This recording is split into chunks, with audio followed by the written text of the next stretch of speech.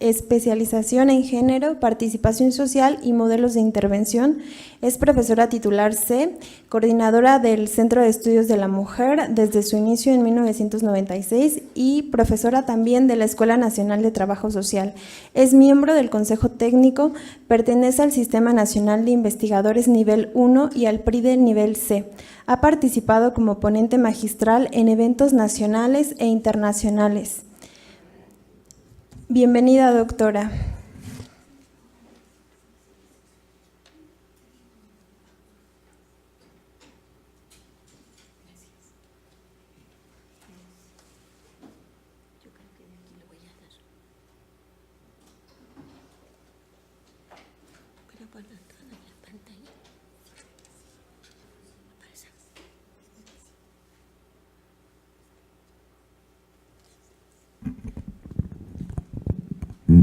Bueno, buenos días a todas y todos.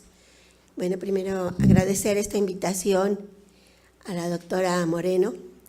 Creo que es importante estos intercambios en temas de trascendencia que, como decía el doctor anteriormente, son problemas de salud que en otros lugares del mundo se han resuelto y sin embargo en nuestro país siguen existiendo de una manera importante, como ustedes lo van a ir viendo en el transcurso de estas conferencias.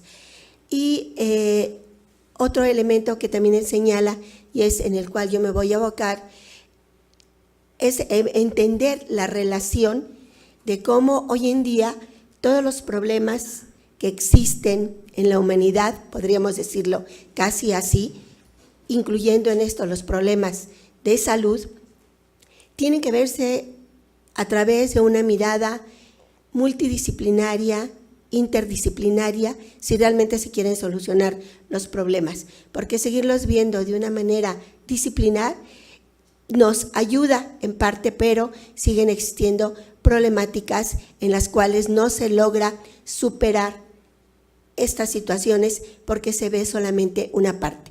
Hoy en día la teoría social ha avanzado de manera importante y hoy en día se señala la importancia de tener una visión amplia de cualquier situación, de cualquier problema, de cualquier ámbito del conocimiento para poder dar soluciones, respuestas, análisis e interpretaciones a todo esto. Si no es así, seguimos estando en un proceso de conocimiento muy limitado.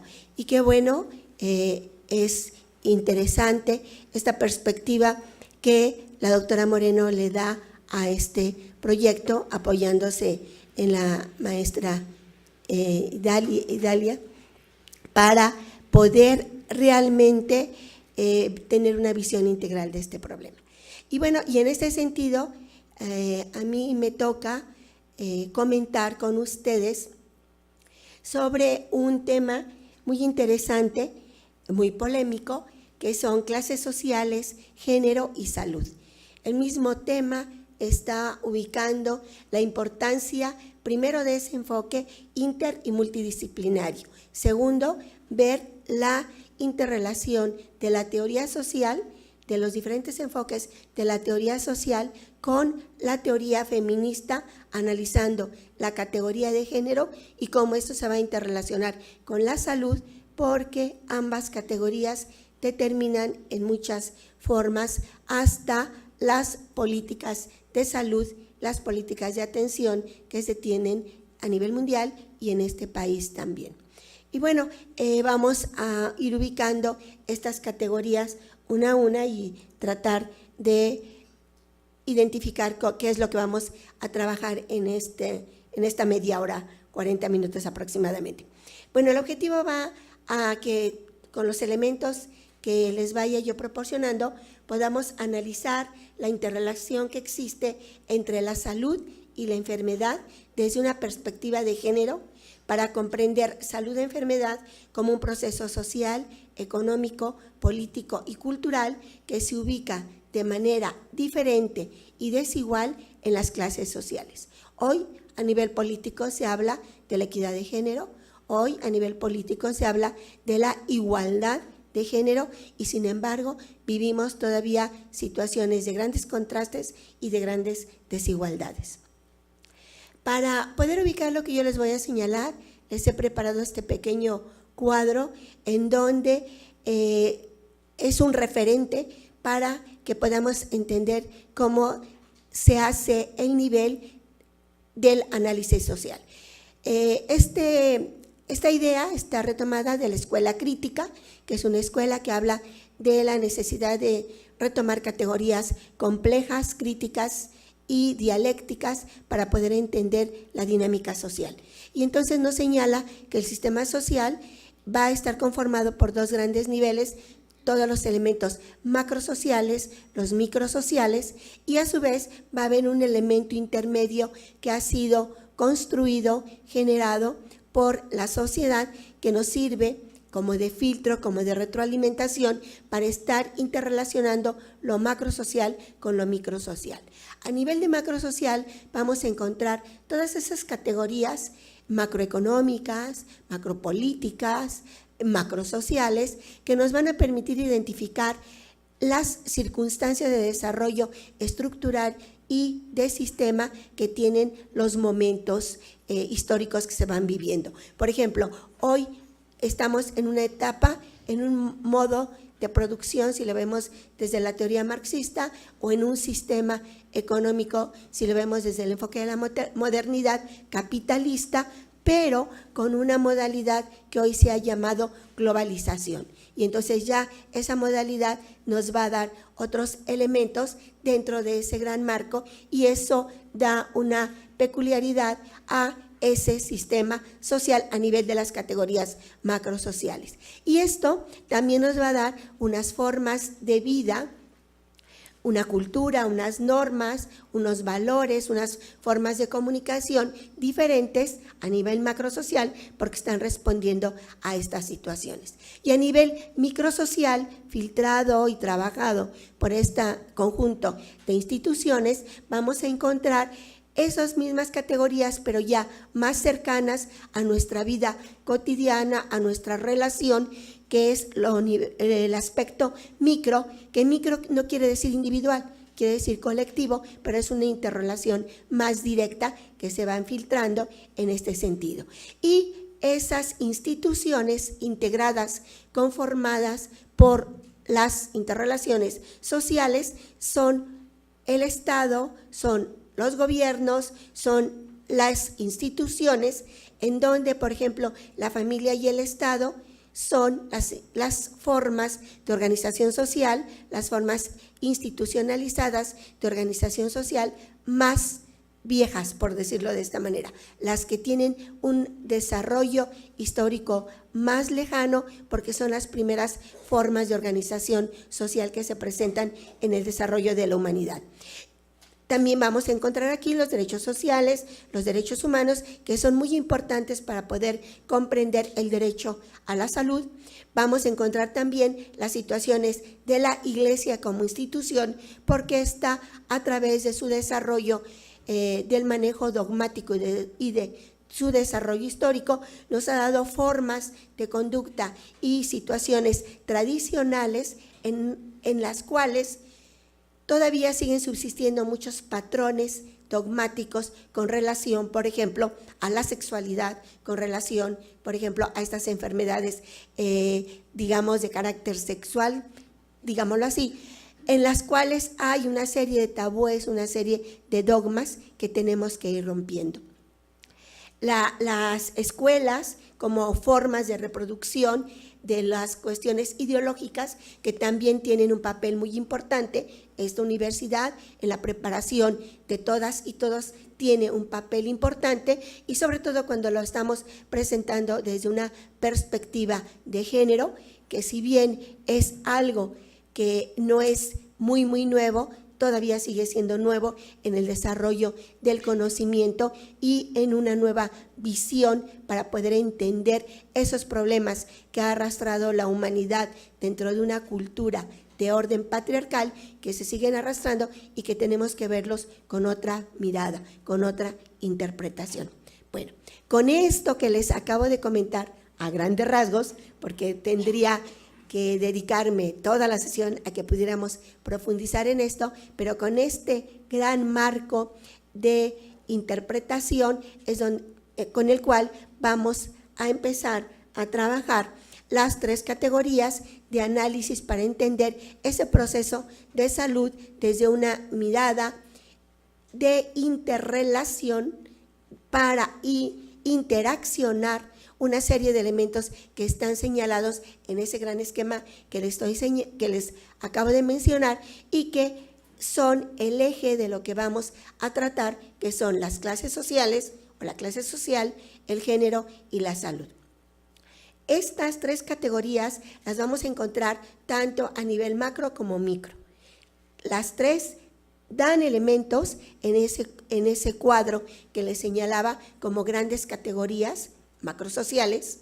Es simplemente cuando la teoría marxista señala las clases sociales como elementos fundamentales del proceso de reproducción de capital y como elementos fundamentales de la producción capitalista, pues es una categoría macro. Cuando la vemos a nivel del trabajo y de la explotación directa en las formas laborales, directamente de trabajo, en la relación e interrelación trabajador, empresario, obrero, capitalista, etcétera, etcétera, lo estamos viendo a nivel de categoría micro. Y lo mismo la cuestión de género. Si vemos la categoría de género con las políticas internacionales que hoy se han tratado en la OCDE para ubicarla como una categoría política, por un lado, y como una categoría para que nos permita entender y comprender el desarrollo social del mundo, pues son categorías macrosociales. Y cuando nosotros nos interrelacionamos, por ejemplo, en los lineamientos de igualdad de esta universidad, son categorías microsociales. Sí se va entendiendo esta situación porque la tenemos que ubicar en ambos ámbitos por la complejidad de las mismas. Es lo mismo que la salud. La salud es una categoría macrosocial porque se convierte en un derecho. Después de la democracia, después de que se plantea todo el proceso de democracia en el siglo XVIII y que aparecen los derechos sociales, dentro de estos derechos sociales, uno de los primeros es el derecho a la salud, categoría macrosocial. La atención a la salud, la que vamos y requerimos en las instituciones médicas, esa es una categoría microsocial. Entonces veamos cómo estas 3 categorías, que aparentemente son muy simples, muy cotidianas, tienen una valoración teórico-metodológica en ambos niveles que nos van a permitir elaborar una serie de situaciones para ubicar en dónde vamos a estar trabajando nosotros estas categorías. Y entonces por eso estas categorías se denominan como categorías complejas, como categorías dialécticas y críticas, con un análisis en forma de espiral, bucle, ya sea ascendente o descendente, en un devenir histórico. No podemos hablar hoy en día, y eso ustedes lo saben perfectamente bien, no podemos hablar de la salud y de la enfermedad con una visión lineal, porque esa visión lineal de que es antagónico salud y enfermedad, como se había tratado durante mucho tiempo, hoy en día esa visión ya no se acepta, por lo menos como única. ¿Por qué? Porque hay una serie de elementos que están viendo a la salud desde una problemática también social, también económica y también política. Para ir ubicándonos aquí en cómo vamos a ir definiendo los temas, yo retomé la definición de la OMS de salud, nada más para ubicarla como esa categoría macro social, macropolítica, y que se define como un estado completo de bienestar físico, mental y social, y no solamente como la ausencia de afecciones o enfermedades. La OMS misma lo está definiendo así, porque lógicamente la está viendo como una categoría de carácter político.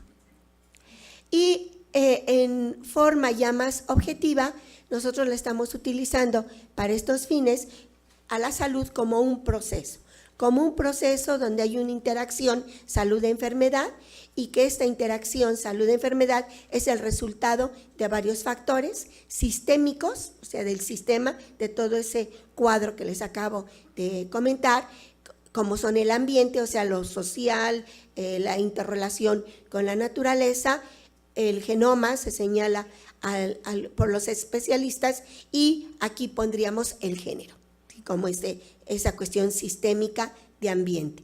Y estructurales a nivel socioestructural, como las clases sociales, la estratificación, la distribución de la riqueza. Esta salud como proceso también tiene el nivel institucional y familiar.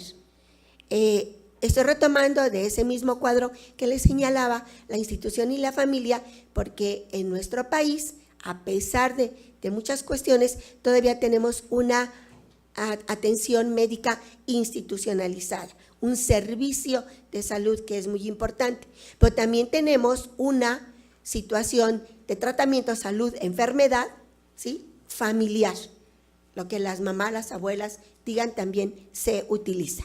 Y en esto también influye y nos van a dar elementos los estilos de vida, los sistemas de salud individual y la salud con relación al Estado. En este marco, pues lógicamente se requiere de ese enfoque integral para poder determinar esos elementos del proceso. Entonces, estas tres dimensiones se van a interrelacionar e interaccionar. Estas tres dimensiones, clase social, salud, género, las vamos a encontrar en esa interrelación social, política y teórico-metodológica, que es aquí donde yo voy a hacer un espacio un poco mayor. Pero van a ser esos tres elementos, social, político y teórico-metodológico. Estamos diciendo social, estructura, interrelaciones entre seres humanos, política, esa estructura de poder en la cual convivimos todos los días, y teórico-metodológica, estoy diciendo científica, ¿sí? Para que ubiquemos los espacios. En la dimensión social, retomando nuevamente ese diagrama que les señalaba al inicio, vamos a encontrar los elementos macrosociales, microsociales de ambos, o sea, de la salud, del género, de las clases sociales, con esa interrelación institucional. Entonces nos está hablando de toda esa conformación social, económica, jurídica, política, que está interrelacionada en este aspecto. En la dimensión política, que es un aspecto importante dentro del ámbito de salud en nuestro país y en este sistema que les decía, al convertirse esto en un derecho, entonces estamos retomando los elementos políticos del Estado, del gobierno y lógicamente de las instituciones. El Estado, porque el Estado, al ser un Estado de carácter democrático, recuerden que en el mundo occidental vivimos en la democracia y no solamente en México, sino en todo el mundo occidental, con sus matices mayores o menores, como queramos ubicarlo, pero vivimos en una democracia porque tenemos todos los elementos de constitución de una democracia. Entonces el Estado tiene un papel importante, lógicamente el gobierno, que es el que va a ejercer y va a cuidar que esas políticas de Estado se desarrollen, y las instituciones que son las que van a llevar a cabo todos esos proyectos de manera ya directa. Entonces el Estado va a tener ese pacto social, esa constitución que se firma, en donde lógicamente la cuestión de la salud se convierte en ese derecho que señalábamos y se van a considerar las leyes. Recuerden que para todo existen leyes en este país. Hay la Ley General de Salud, ¿sí? Ahora está la Ley de Acceso a una Vida Libre de Violencia, donde muchas cuestiones de género se están contemplando. Entonces, las leyes en este país son importantes y el gobierno se convierte en un elemento fundamental para esto. Luego, las instituciones, porque son las que van a ir, por decirlo así, bajando todas las políticas de gobierno a través de programas y proyectos para desarrollar acciones directas. Por ejemplo, esta campaña que se está iniciando sería una acción directa generada por una institución que es la UNAM, en concordancia con sus programas específicos del ámbito de lo social, del ámbito de la salud, y entonces genera una campaña como una acción directa, ¿sí? Entonces, toda la estructura en esa dimensión política social. Y la dimensión teórico-metodológica, en la cual vamos a conformar una serie de elementos que nos están hablando de la categoría de género, en este sentido, como una categoría derivada de las teorías sociales, derivada de la teoría feminista, pero que estas dos teorías, lo importante y lo significativo de ellas es que nos permiten interpretar la realidad de una manera dinámica, de una manera no lineal, sino en forma de bucle, en forma de espiral, que nos permite entender las categorías de una manera compleja, dialéctica y crítica. Esto es muy importante porque si no lo entendemos así, estamos dando un enfoque epistémico de carácter positivista, y ese enfoque no nos permite un análisis más profundo ni una reflexión más completa de la problemática. Entonces, por eso insisto en las categorías complejas, dialécticas y con una situación de análisis crítico, ¿sí? Entonces, esta dimensión teórico-metodológica nos lo va a ubicar de esa manera. Y aquí estaría el género, que es un elemento que nos permite entender esa realidad social. Entonces, rápidamente vamos a ver las clases sociales. Desde lo social nos van a identificar las desigualdades económicas, culturales y sociales. Las diferencias y desigualdades, ¿en qué? Más en concreto, en formas y estilos de vida y, lógicamente, en calidad de vida. Claro, ahí vamos a encontrar que si yo hablo de estilos y formas de vida y calidad de vida, pues estamos considerando todo, cómo vives, estudias, en qué trabajas, cómo es tu vivienda, etcétera, etcétera. Estamos considerando muchos elementos, ¿no? Hasta qué se come y cómo se come. No es lo mismo nada más, como decía Carlos Marx, ¿no? No es lo mismo comer carne, tomando la carne con las manos y mordiéndola, a tomar carne con cubiertos, o a tomar carne en una mesa muy bonita, con cubiertos y acompañada de algo más, ¿verdad? O sea, está hablando de situaciones y estilos de vida diferentes. En la política, esa clase social, como señalaba, derechos humanos y sociales. Recuerden que en nuestro país, la Constitución mexicana se reformula en el 2011, y nosotros hasta antes del 2011, el artículo primero de la Constitución hablaba de garantías individuales. A raíz de esa modificación, ahora se habla de derechos humanos y se incluye equidad e igualdad de género, y se incluye la situación de la tolerancia. Entonces, hay un cambio importante en nuestra Constitución mexicana a partir del 2011 que hay que ubicarlo, hay que reconsiderarlo, porque da un giro importante a todas estas cuestiones que estamos señalando, y sobre todo a los derechos humanos. Nos ubica como ciudadanas y como ciudadanos, pero nos ubica también como personas. Eso también es un elemento a considerar. Y aquí, en nuestra Constitución, desde antes, en el artículo 25, habla de las clases sociales. Entonces, vean, nuestra Constitución es una Constitución importante, pero ya desde hace mucho tiempo ubica aquí y habla de las clases sociales. Y bueno, y la cuestión teórico-metodológica de las clases sociales, que bueno, no se ve ahí casi, pero nos va a señalar que las clases sociales son un conjunto de individuos que van a estar reunidos por características culturales, sociales, económicas similares a nivel cultural, que van a dar estilos y formas de vida, y que esto va a conformar las clases sociales considerando posición y provisión de bienes, posición de situaciones y destino de las personas dentro de una situación colectiva y personal.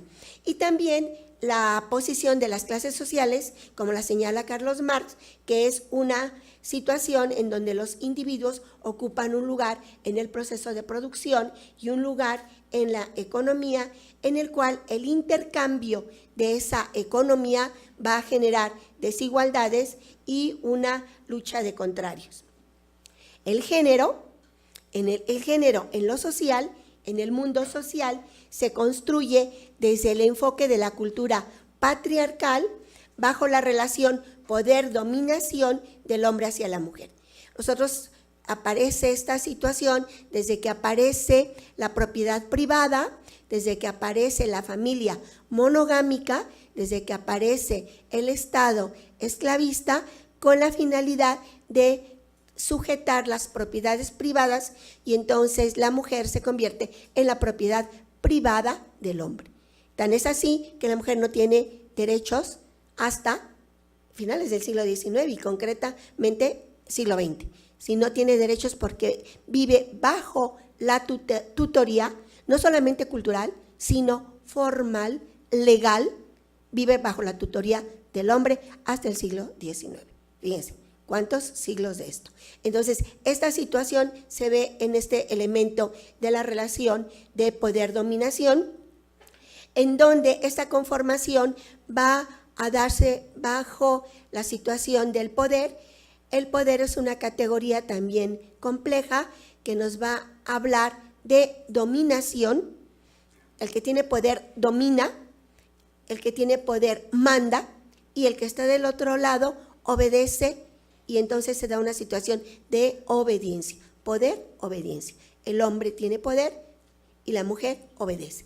Entonces, ese es el enfoque social, y sobre esto se van creando las relaciones sociales entre hombres y mujeres a través de la obediencia, y que se van a repetir en las generaciones solamente por imitación. Ya no tenemos que decirles, o no nos tienen que decir, tienes que respetar o obedecer a tu papá. Automáticamente en la familia está dada la figura y se imita, se repite, ¿sí? No hay que discutirlo, ni analizarlo, ni hacerlo consciente, simplemente se imita la conducta. Igual se imita la conducta de la madre de aceptar esa situación de poder y esa situación de obediencia. En lo político, ese es un aspecto muy importante del género, porque lo político nos habla de la estructura, de las leyes, de las normas que están establecidas, y es, por ejemplo, en este país, es hasta finales del siglo pasado, hablemos de los 90s, es del 97, todos y todas las que estamos aquí, en el 97 ya habíamos nacido, ¿verdad? O sea que es algo muy reciente, muy de nosotros, viéndolo socialmente, porque socialmente la vida de una persona es así muy superflua, muy rápida, muy veloz, pero aquí estos cambios los estamos viviendo. En 1997 se acepta la ley de acceso a una vida libre de violencia. Esto es político, es una cuestión política de género que viene a romper muchos elementos ahorita, pero a principios del siglo XX también fue una situación política desde el género el hecho de tener acceso a la educación. ¿Quiénes? Las mujeres. El hecho de tener acceso al trabajo remunerado. ¿Quiénes? Las mujeres. Y en ese sentido tenemos que verlo de esta manera, porque no estaríamos aquí nosotras las mujeres, los compañeros hombres sí, porque las mujeres no teníamos derecho a la escuela, aunque este fuera un derecho social, porque no éramos ciudadanas. Y si no somos ciudadanas, no tenemos acceso a los derechos, ¿sí? Entonces, vean cómo está relacionado una cuestión política de ciudadanía con una situación política como de vida cotidiana, ¿no? Yo quiero estudiar y no puedo porque aquí en la universidad no nos aceptaba. Y lo vivieron muchas compañeras en otros momentos y en otras circunstancias en este país y en el mundo. Entonces vean esta cuestión política, y entonces esto va a conformar una estructura jurídica social de carácter patriarcal, donde la mujer está bajo la custodia del hombre. Y bueno, y a nivel de teórico-metodológico, entonces el género es una categoría de análisis que estudia el conjunto de valores, tradiciones, normas y cultura que determina las conductas, actitudes, formas de ser, de pensar, de actuar y las maneras de relacionarse entre hombres y mujeres en un ir y venir constante de lo cotidiano. Es el producto de la asignación de atributos diferenciados, de inequidades, de discriminación, de marginación que limitan la participación y desarrollo de las mujeres. O sea, esto es lo que implica la categoría. Estos son los elementos que estudia esa categoría. Entonces, el género, vamos a entrar un poquito más a detalle con género, es esa construcción social y cultural en la cual se nos enseña a ser mujer y a ser hombres. Ahí la caricatura, ¿no? Clásica. La mujer con 1000 cosas y el hombre más descansado en el hogar, no exigiéndole el hogar, muchas cuestiones, porque recuerden aquí lo importante, a la mujer se le exige al interior del hogar, es su espacio, el espacio de lo privado. Al hombre se le exige fuera del hogar, en el espacio de lo público. No porque digamos que al hombre no se le exige, no. Las exigencias son de dos maneras y son diferentes. Aquí vemos la cuestión de género y sexo. El género es una construcción social y cultural, mientras que el sexo es una construcción genotípica, o sea, ya nacemos, digamos, de esa manera, aunque ahora se hagan operaciones, pero bueno, seguimos teniendo esa construcción. La dimensión cultural, que es lo que volvemos a retomar, esta dimensión cultural del género, que lo volvemos a retomar con el cuadrito del inicio, nos va a hablar de los símbolos y los mitos. Y vamos a encontrar la identidad masculina y femenina.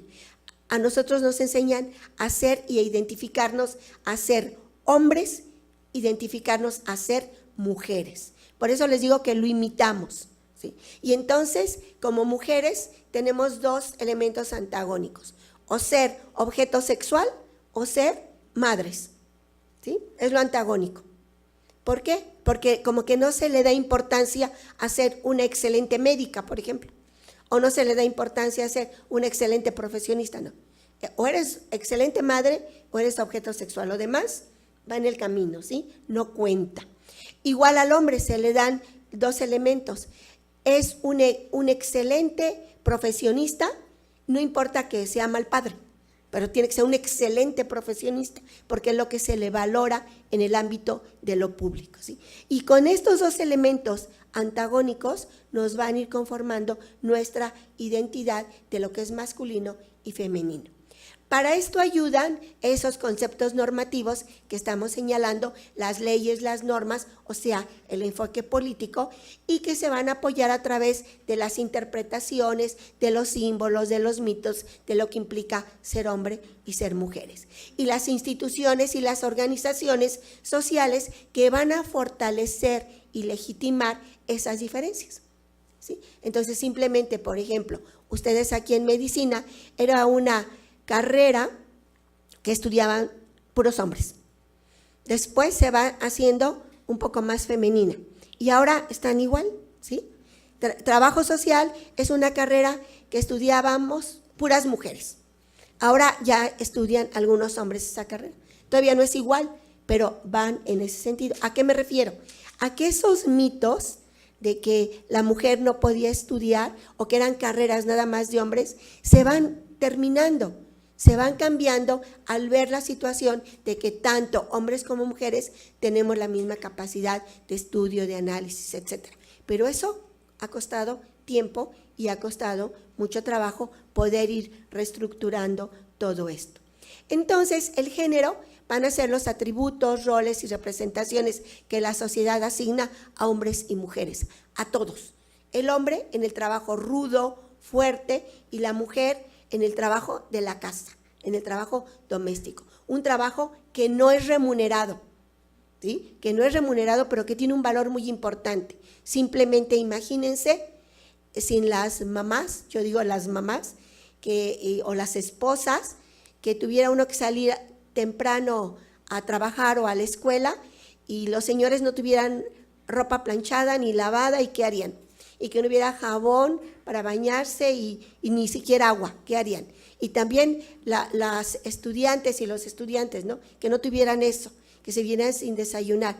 A lo mejor un día dice uno, bueno, me voy así, pero así que hicieran huelga las amas de casa 8 días, todas las sociedades nos volveríamos locas, nos desquiciaríamos, porque ¿quién haría eso? ¿Sí? Entonces, veámoslo, tiene un valor que la sociedad no le ha dado. Y bueno, el símbolo tradicional de conformar a la mujer como madre. Entonces, ese género es esas categorías que ya les he explicado y que es importante relacionar ahora con la salud. En lo social, la salud la vamos a ubicar como ese enfoque multidimensional, donde interacciona salud-enfermedad, como una necesidad vital de la población para que pueda tener productividad, forma y estilo de vida, socialmente así se ha señalado, político, como un derecho constitucional, recuerden el artículo 4, y hoy en día como un derecho humano y social de acuerdo a la OMS. Nuestra Constitución incluye los derechos humanos, pues ya está incluido ahí de acuerdo a la OMS. Esto no es gratuito, Para que nuestro país lo haya hecho es que hay convenciones y acuerdos internacionales, donde si el país no lo hace, no hay préstamos. Y si no lo hace, sale de la OCDE. Y si sale de la OCDE, sí, hay una serie de cuestiones políticas internacionales que van presionando a los países a que resuelvan estas situaciones. Y a nivel del concepto, las mujeres históricamente han presentado menos posibilidades de acceso al derecho a la salud. Primero, ¿por qué? Porque han tenido el derecho como esposas, no como trabajadoras, primero mucho tiempo, o como hijas. Y eso ha menoscabado un tanto ese derecho porque no es en la misma condición y eso ha sido algo que se tiene. Y la otra situación, todavía en nuestro país hay muchísimas mujeres que no trabajan. Se dice que los mayores índices de pobreza son de carácter femenino y si la pobreza es de carácter femenino, podríamos decir que hay muchas enfermedades derivadas de la pobreza que están relacionadas con las mujeres y por eso se dice que la pobreza tiene rostro de mujer. Podríamos decir que algunas enfermedades también tienen rostro de mujer. Y aquí vamos a interrelacionar esta cuestión de salud y enfermedad. Entonces, la salud es una ausencia de enfermedad, que es un proceso social que articula otros procesos como son la situación social, económica, condiciones, nivel y calidad de vida, que hay factores de riesgo, que hay unos que son modificables y otros no modificables. Dentro de los no modificables se señala en la literatura son la edad, la herencia, la clase social y el género, ¿sí? Porque tenemos padecimientos aparentemente iguales, pero hay algunos diferentes. Y la enfermedad es el deterioro, el estado de deterioro de la salud en el organismo humano y hay alteraciones en los procesos fisiológicos o mentales. Aquí lo importante es que en el recorrido de la salud de enfermedad hay factores de riesgo en los cuales unos se pueden modificar y otros no se pueden modificar. Y dentro de los que se pueden modificar, tenemos que considerarlos para ver cómo se ubican, porque la literatura señala que los no modificables son las clases sociales. ¿Sí? Por ejemplo, pertenecer a una clase social o pertenecer a otra implica hasta de qué se va a enfermar uno o hasta de qué se puede morir uno, ¿verdad? Entonces, esta situación es importante. Entonces, aquí podemos ver que la salud de enfermedad está relacionada con la pobreza, con la desigualdad social y que hay retos para reconfigurar esa política de salud, hay retos para que las políticas de salud se manejen con perspectiva de género. En la salud de enfermedad también tenemos agentes protectores, que a mí me parecieron muy interesantes retomarlos porque como agentes protectores se señalan 3, que son la alimentación, la actividad física, los niveles y calidad de vida. Y esto es muy importante porque lo relacionamos con el cuadrito que les señalaba al inicio y cómo es nuestra alimentación. Los mexicanos y las mexicanas, cómo comemos alimentación rica ¿En qué? Pues en carbohidratos, por ejemplo, en grasas, ¿sí? Los sopes, los tamales, las tortas, las gorditas, los tacos, ¿sí?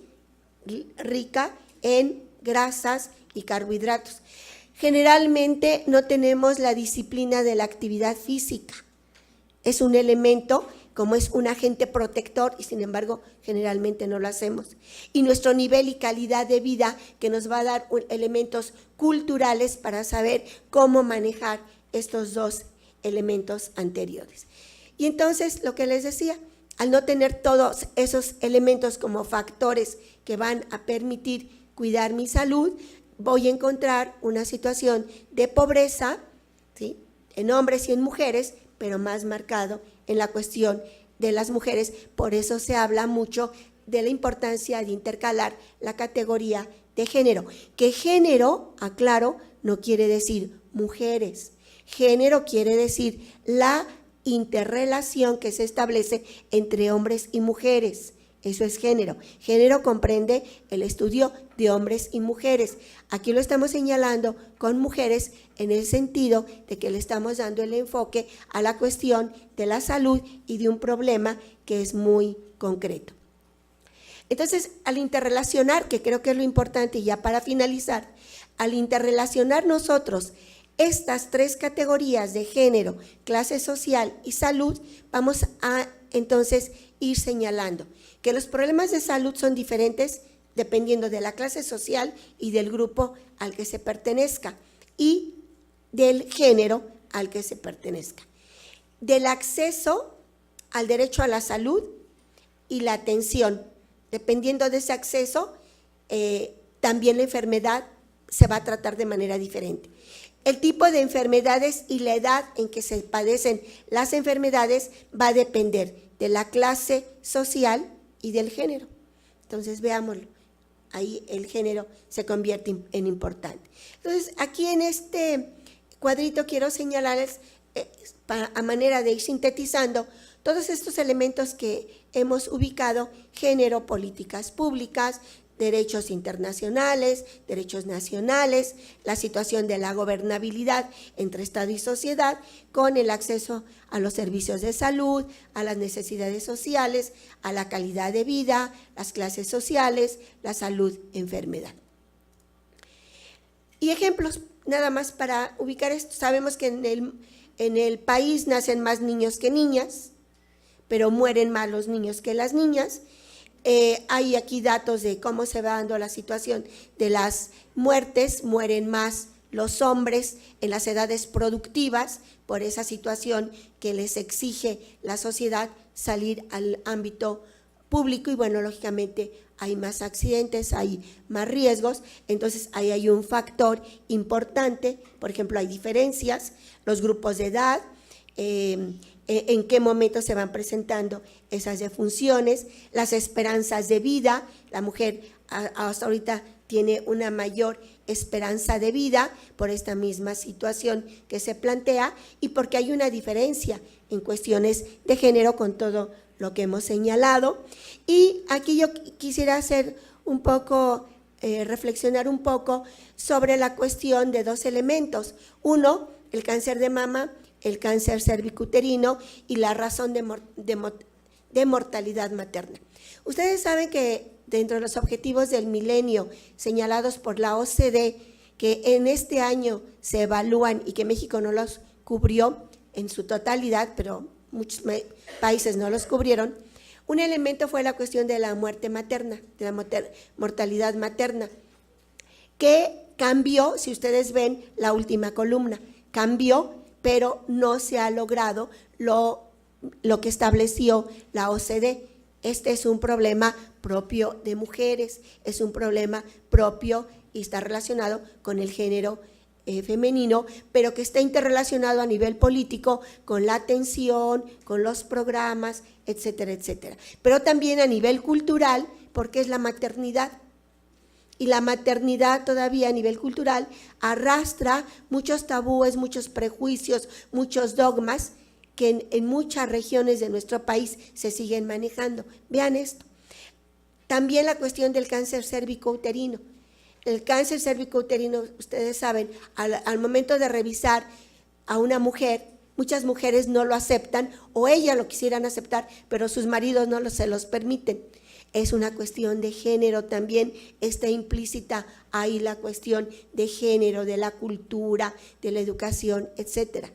Que es un problema que en el mundo se está solventando, en el mundo occidental, sobre todo el desarrollado, pero que en los países como el nuestro es difícil. Hay muchas culturas, hay muchas situaciones que hay que considerar para tratar estos problemas. Y entonces el problema no es solamente médico, no solamente está aislado de revisión, tenemos que abarcarlo de otra manera. Lo mismo que el cáncer de mama, ¿sí? Es toda una implementación que hay ahí a partir de la enfermedad, en la situación de la mujer, de la mutilación de cuerpos, de cómo se ve ella, qué es ella para la vista de los otros, etcétera, etcétera, que nosotros podemos decir, tan fácil, bueno, se va a salvar, no va a morir, sí, pero toda la carga que se trae de identidad, de lo que es ser mujer, de lo que implica ser mujer en una sociedad, también tenemos que considerarla en este tipo de problemas de salud.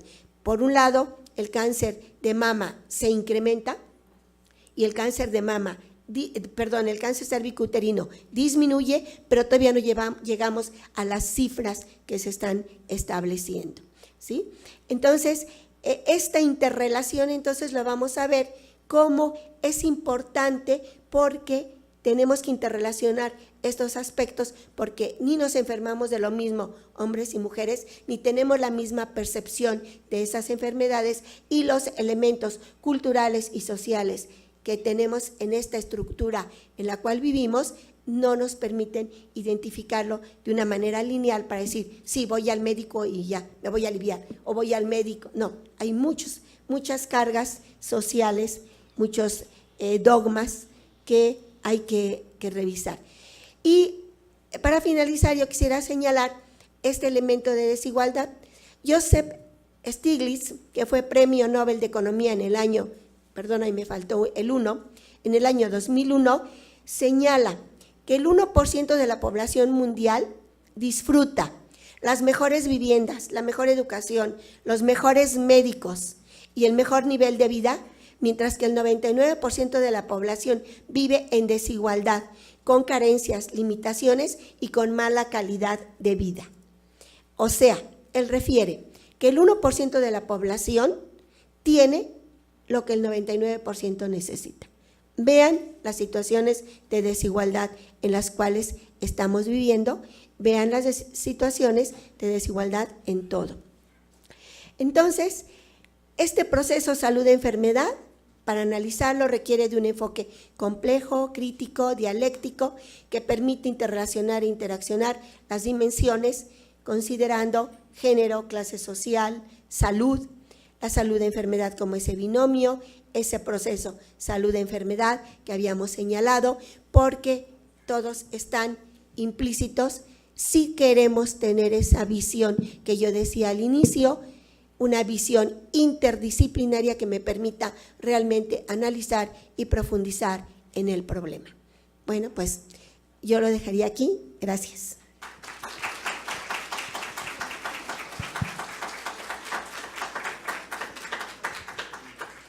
Preguntas para la doctora. ¿Alguien tiene alguna pregunta?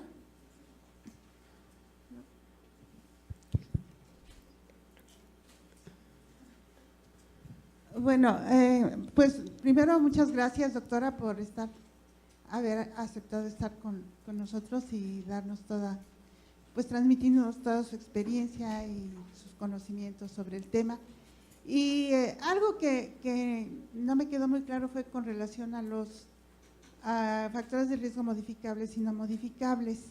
Según entiendo, el sexo es un factor de riesgo no modificable porque ya es biológicamente determinado y no se puede modificar, ¿no? Aunque se pongan útero, porque finalmente genéticamente siguen siendo o se quitan o se pongan, bueno, hay un cambio de sexo, biológicamente seguimos teniendo el sexo masculino o femenino, ¿no? Pero con relación al género que genera condiciones de desigualdad, inequidad y relaciones de poder inequitativas, yo diría que sí son condiciones o factores de riesgo modificables. No sé si estoy en lo correcto o si hay alguna otra manera de verlo, de contemplarlo. Sí, la clase social. Sí, también la clase social. Creo que también si dejamos de ser pobres cambia nuestra manera. O sea, hay manera de dejar de ser o de cambiar de estatus social. Cuando menos esperamos, ¿no? Digo, es muy difícil a lo mejor, pero sí ha habido modificaciones, ¿no? De la colonia, del esclavismo a la actualidad, pues ha habido una modificación, ¿no? No sé.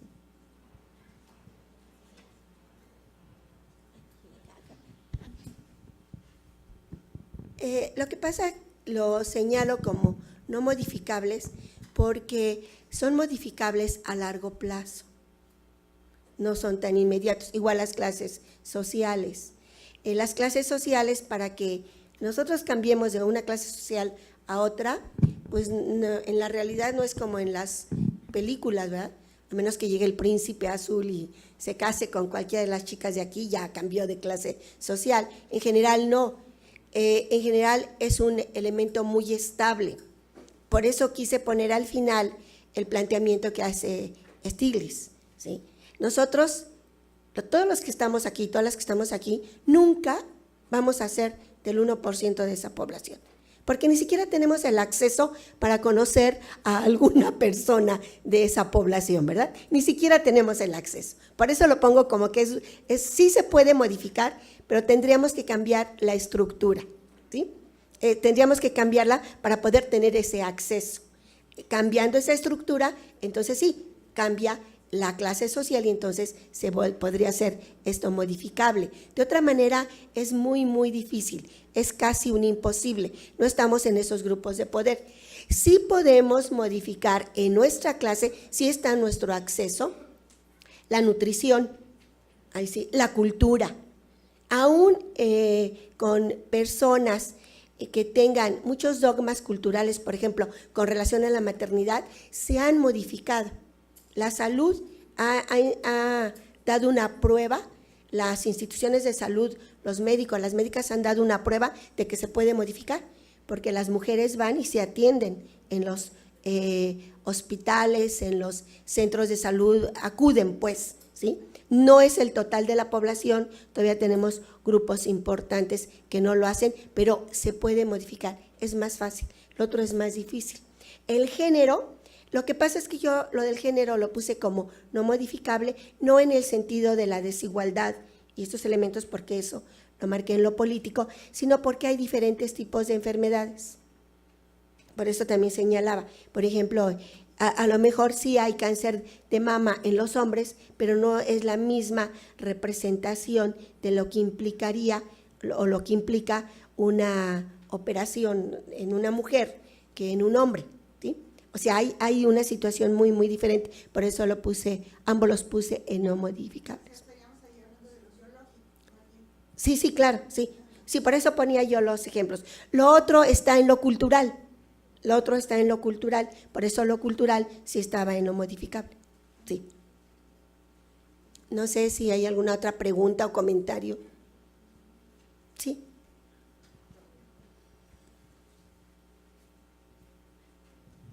Bueno, también me uno a la felicitación por tratar este tema, que a quienes estamos aquí supongo nos interesa mucho. Y yo quería nada más complementar algunas cosas respecto a lo que usted dijo. Primero, la categoría de género es una categoría relacional, como se menciona en su ponencia, pero también tiene una determinación sobre la forma en la que nos relacionamos, no solo entre mujeres y hombres, sino entre mujeres y mujeres y hombres y hombres. Otra cuestión, desde aproximadamente el año 2005-2006, a nivel de la Organización Mundial de la Salud, el género está considerado como una determinante social y eso creo que también es muy importante remarcarlo, sobre todo en el contexto de esta de esto que apunta a su ponencia, que es la interrelación entre género, clase social y salud. Y tenía otra cosa, pero ya se me olvidó. Por lo pronto sí quería nada más añadir eso, que no desdice ni contradice nada de lo que usted muy generosamente nos ha compartido. No, gracias por puntualizarlo. Yo lo señalé cuando decía que el género es una categoría de desarrollo social, porque eso lo plantea la OCDE, y es una categoría hoy en día también política, porque depende de cómo se esté dando la democracia y la participación de la mujer en los procesos democráticos, se va evaluando ese desarrollo democrático. En concreto, me refiero a la participación política en las cámaras, las cuestiones de las votaciones, cuánto participa la mujer en los sufragios, etcétera. Sí, eso, en los procesos electorales. Ah, no, sí, claro. Sí, claro. Está analizando las causas de las enfermedades, está considerando como una muy importante al género. Sí. ¿Alguien Doctora, más? sí. ¿Tiene? Ay, perdón, Doctora, sí. aquí en México, con nuestro machismo y las presiones internacionales, pues ahí la llevamos, respetamos más.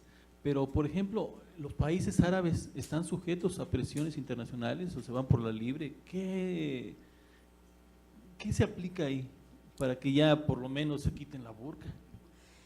Bueno, pero los países árabes no son parte, por ejemplo, de la OCDE, no son parte de los Fondos Monetarios Internacional, ni el BID. Ellos se han, como que han tenido políticas en las que se han separado del mundo occidental por su misma estructura.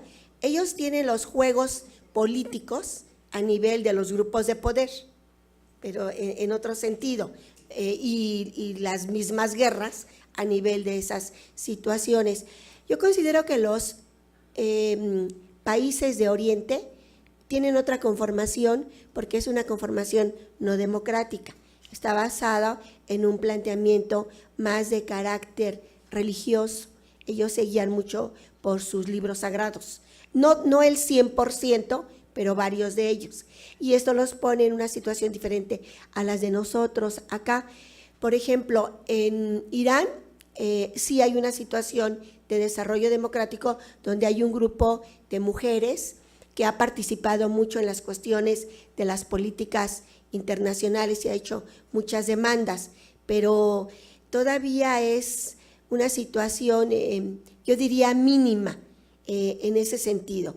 Hay, por ejemplo, los países orientales como Japón, en donde la situación de la mujer, aunque la mujer está incorporada a la economía, su situación estructural, su situación legal, su situación jurídica en el ámbito estructural sigue siendo de dependencia al hombre. Por ejemplo, en la India está igual, ¿no? Es más, en la India, si una mujer está embarazada de una niña, le permiten que aborte, no hay problema. Pero si está embarazada de un niño y quiere abortar, no. Y si lo hace, la matan a ella. Es pena de muerte para ella. ¿Por qué? Porque hay una situación todavía en donde la mujer sigue siendo ni siquiera de segunda. Hay una situación de mucho retraso. Y bueno, en los países árabes, decirlo de esta manera, donde no permiten que la mujer ni siquiera se vista de una forma, que no puede salir sola a la calle, tiene que salir acompañada, y en cualquier cuestión que el marido ya no quiera tenerla, la acusa de que anda con otra persona y ya saben, la matan, la entierran viva, la pidan o la apedrean y así muere, ¿no? Entonces, todavía hay una situación muy de mucho retraso en relación a esta interrelación hombres-mujeres en todo ese mundo. Y lógicamente ellos no aceptan las convenciones, no aceptan las convenciones de la CEDAW, no aceptan las convenciones de la ONU ni de ONU Mujeres. Ellos simplemente en la última reunión que se hizo en ONU Mujeres, tú has de saber, para revisar la cuestión de la violencia, estos países de Medio Oriente se retiraron. y dijeron que ellos no iban a participar. Violencia de género, o sea, no pegarle a la mujer. Ahí se retiraron, que porque iba en contra de sus costumbres, ¿sí? Y se retiraron. Vean, ¿sí? O sea, todavía nos falta trabajar mucho, pero nosotros tenemos muy buen ánimo y queremos transmitírselos a todas y todos, porque en pocos años se han logrado cosas. Hemos logrado, vamos a suponer, 80 años, o en 100 años, todo el siglo XX, lo que llevamos del XXI, se han logrado cosas. Pero cosas que tienen, ¿cuántos siglos quieren darle atrás? ¿30? ¿40? ¿Cuántos siglos? Sí. Entonces, creo que vamos por buen camino. Los cambios no son rápidos, son luego lentos. No queremos que esto sea muy lento, pero creo que se van logrando cosas. Y esos logros tienen que ser no nada más de las mujeres. Aquí tenemos que participar hombres y mujeres, todos, porque somos la misma sociedad. No tenemos una sociedad de mujeres y una sociedad de hombres, sino que juntos convivimos, juntos estamos. Entonces es una sociedad de hombres y mujeres. Queremos hombres y mujeres una mejor sociedad. Bueno, no sé si hay alguien más. ¿No?